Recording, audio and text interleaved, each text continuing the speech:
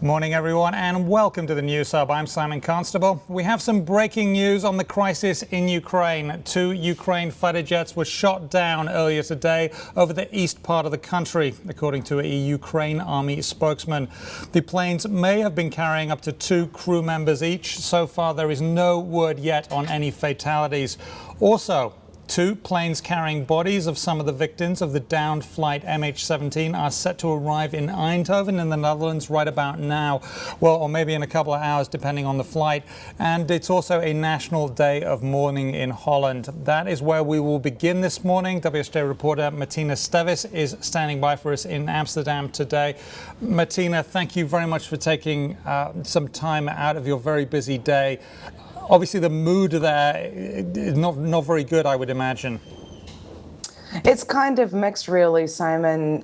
Families have been becoming more outspoken about the awful 5-6 days that they've gone through waiting for the bodies of their loved ones to be repatriated. But the Dutch are extremely dignified and calm people. So actually, we have seen folks just going about their daily business today. And even though, like you said, it is a national day of mourning here, people have still been going to work. And people have been free to mark this day as they please.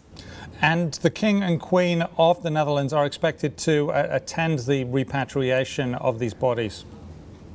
That's right. The King and Queen, the Dutch Prime Minister, and family members of the victims are expected to attend the arrival of the plane in Eindhoven. My understanding is that there will be one moment's silence when the plane lands, and the local churches will toll their bells 5 times in mourning just ahead of the landing.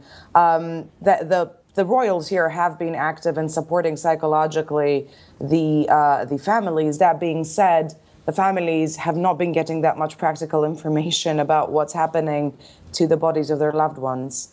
And there is some frustration here. I mean, one of the things that everyone's got to be frustrated about is they're not sure what bodies are coming back, who the bodies of which people are coming back. And there are still some bodies and body parts left on the ground in Ukraine, subject to the weather and feet and animals.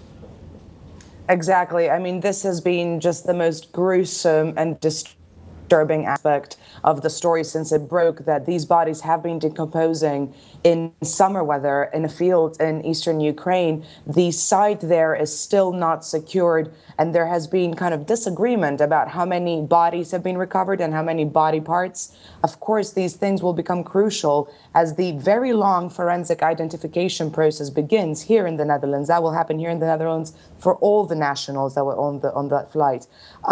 But our reporters in Ukraine have been telling us that there's disagreement about how many bodies have actually been recovered. And the OSCE, the watchdog that is on site, on the crash site in Ukraine, still say that there are body parts remaining on that crash site.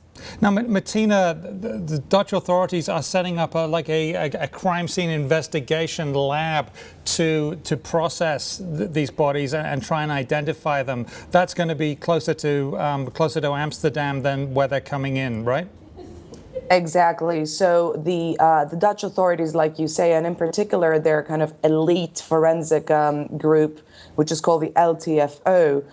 This is a group of 150 people of various expertise areas, like dental forensics, dentists, have set up a space in warehouses at this military base in the city of Hilversum. It's about 20 minutes to half an hour southeast of where I am in Amsterdam at the moment, and I will be heading there soon.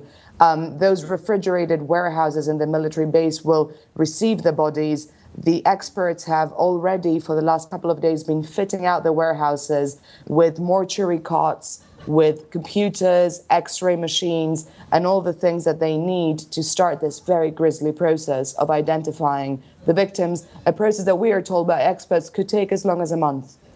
As long as a month. Well, we'll leave it there. Thank you very much, Matina Stevis of the Wall Street Journal. We appreciate your time on this very busy day for you.